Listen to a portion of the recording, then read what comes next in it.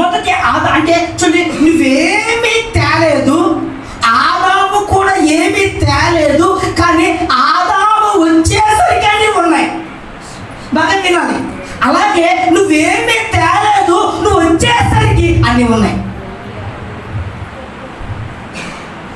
అమ్మా రాకపోకుండా అమ్మా ఉయ్యాలు తెచ్చావా, అమ్మా బెడ్ తెచ్చావా, అమ్మా ఆ పిల్లలు అడిగాడు ఏమన్నా, అమ్మాయి గారు ఏమడిగిందో కడుపులో